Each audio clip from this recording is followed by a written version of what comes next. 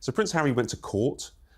His case was thrown out. He wasn't allowed to have taxpayer-funded security. He's embroiled his father, the King, wouldn't speak to him during this whole court case. Now he has written to the British Home Secretary asking for a review of his security. He won't let this go, Ingrid, will he?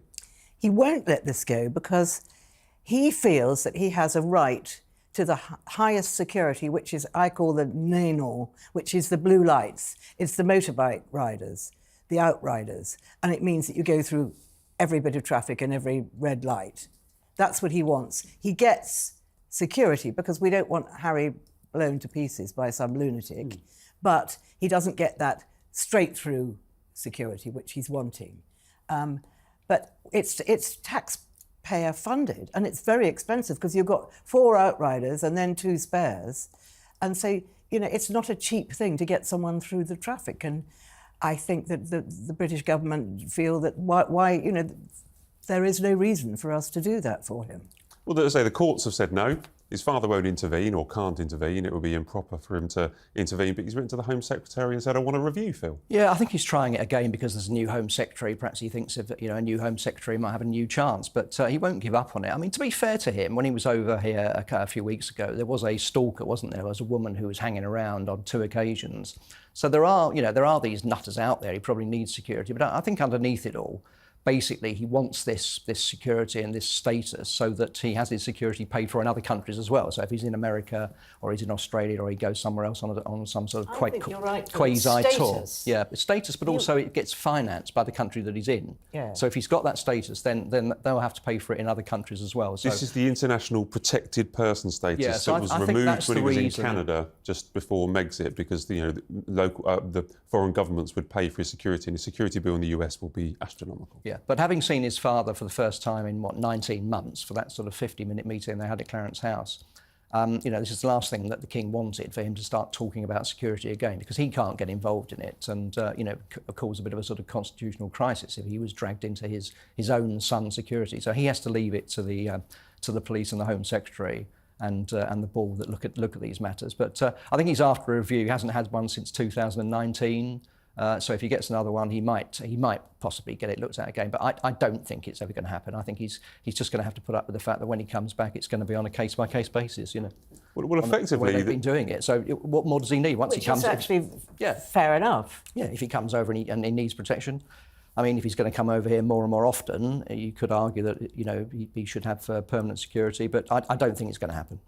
But he does get security if he stays in one of the royal homes, not instead of a hotel. He gets the full security then. It's just when he's out is what he's really going on about, isn't it? When he's out and about on these jobs and there might be some, some stalker or some loony especially now, lurking in the bushes. Especially now. I mean, I understand it, but why should we pay for it? It was his decision to go, wasn't it? He's not doing anything for the country. No. He's doing a lot for his own charities, but he's not actually doing anything for the monarchy. My stance on this has always been it's kind of insulting to our police force and our security forces to think that he is just left there without any support, without any help. He's the King's son, OK? People, the police, he is effectively reviewed each time he comes into the UK. They look at his status, they look at the threats against him, and they decide what level of protection he needs. So he almost has a review each time he comes to the UK. But I feel that, I speak to people in the security or the police service who think, who suggest that it's a little bit rude to them because they are professional people whose job it is, if Harry comes over and is a threat, they will keep him safe. Royal expert Ingrid Seward has delivered one of her most direct warnings yet, saying Prince Harry's endless complaints about his security are doing more damage than he realizes. His obsession with royal protection, she says, isn't just exhausting, it's destroying any hope of reconciliation with his father, the King. In Seward's words, you can't demand forgiveness while you're still fighting the family. It all started when Harry lost his taxpayer-funded security after stepping back from royal duties. Instead of moving on, he's been locked in a legal war, battling the Home Office and revisiting the issue again and again in interviews. Ingrid Seward says this fixation has become unhealthy, not just politically but personally. It's not about safety anymore, she explains. It's about pride. And pride is what's stopping him from healing. Seward isn't mincing words. She calls Harry's public complaints whinging that's worn thin. And she's right. Every new interview sounds like an echo of the last. Instead of showing growth, Harry keeps circling back to grievance. It'd be a lot easier for them if he stayed in a royal residence, which he's offered, isn't he? Normally the king Every offers him time some he's way every offered, time, yes. but he's been staying in hotels, he's been staying with friends, so that again is his own choice. So he's written to the new Home Secretary. I think he wrote to the previous Home Secretary who lost their job shortly before or moved on They don't last shortly long, before. do they? I mean, he could be applying every year, couldn't he? He could be applying every couple of months. Yeah. Does this cause a fresh headache for the King, though? Because I think he let it be known, or the palace let it be known, or through the courtiers, that he couldn't get involved in the court case. Once the court case was over, they wanted Harry to maybe move on. If he wants reconciliation with the King, he has to leave this issue alone. Is this going to ruin his reconciliation, the fact that he just won't give it up, Ingrid? I think Charles finds his son very stubborn and always has done. I don't think it's going to really ruin the reputation. It just makes it far more difficult for Charles. It's just another headache for the King, who is not the greatest when it comes to confrontation. And he just wants everything to be, he always used to say, didn't he, Phil, anything for an easy life. Yeah, he doesn't. He's always said that with William and Harry right the way through their upbringing, which is perhaps why there's been so many problems with them. I think I'll be happier, A, when he finally accepts it, and B, when he stops all these court cases suing newspapers.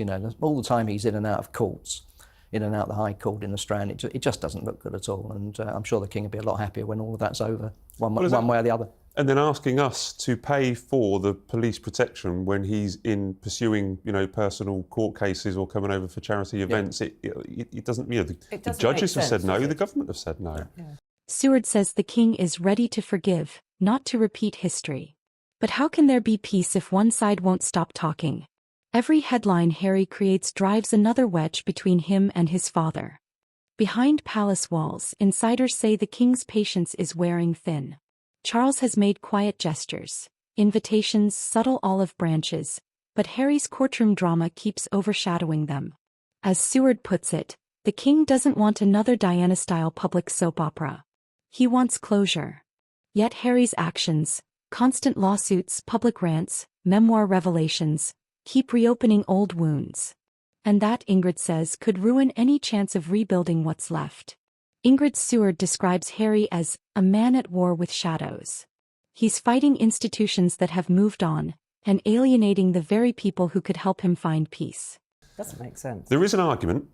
I think Neil Basu, who was formerly sat on RAVOC, this is the committee that decides, it's the Committee of Police, Government, Home Office and Royal Household that decides who has his protection. There is an argument that Neil Basu put forward last week that it would actually be cheaper if Harry had close protection than if he had this bespoke situation where the police would come in and carry out searches or carry out, the British Transport Police met him up in Nottingham. It would actually be cheaper that way.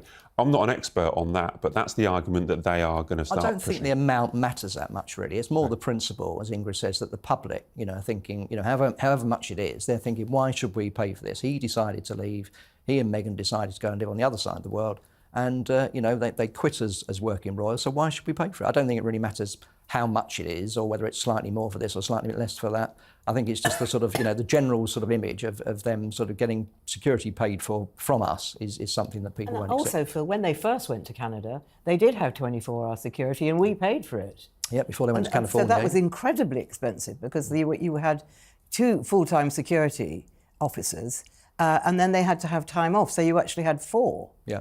And we were paying for it in Canada. This feeds into this international protected person status as well, which was removed around about the same time once he wasn't, a working royal.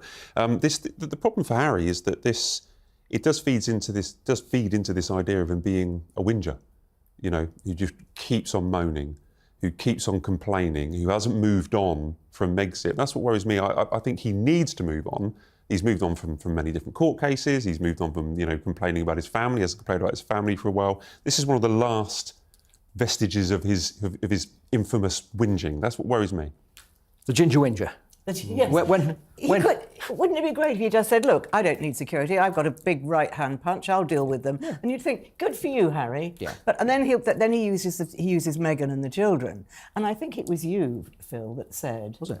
that said, you don't think Meghan will ever come back here. And so far, I think you've been right. I don't think she will come back. If she, no, I think the only time he's going to come back here on his, will be on his own. If he comes back permanently, it will be if they get divorced, if they split up. I think she knows how unpopular she is here.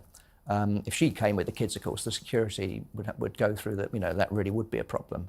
That would obviously, open up a whole new ballgame. But all the time it's him on his own. I don't think you can justify it. If the kids came over, the king's grandchildren, you've got a different ballgame, haven't you? Well, I imagine the police and the security services might say that was. They would have to assess it on as it was. But I don't think that's going to happen. I don't think the kids are going to come without her, and I don't think she's going to come. Well, I don't think she's going to allow the kids to come No. out. Well, of course, Archie could absolutely willingly go with his dad. It would be really nice. But I don't think she's going to allow that. No. She warns that the king's goodwill won't last forever. Reconciliation requires humility, and humility is the one thing Harry hasn't shown. Every angry statement pushes forgiveness further away. Seward's final message is simple. If Harry wants to heal, he must stop talking and start listening. His fixation with security, revenge, and control has turned him from a prince into a prisoner of his own narrative. It's not the monarchy that's stopping him from moving forward. It's himself. And unless he lets go of the past, the door to reconciliation may close for good. Ingrid Seward's words cut deep, not out of cruelty but out of truth. Harry's story could still have redemption, but not while he's still fighting ghosts. Do you think Harry can ever truly reconcile with the king, or has he gone too far? Let me know what you think in the comments below. Subscribe for fearless royal commentary, expert insights, and the stories behind the headlines, because the truth deserves to be told.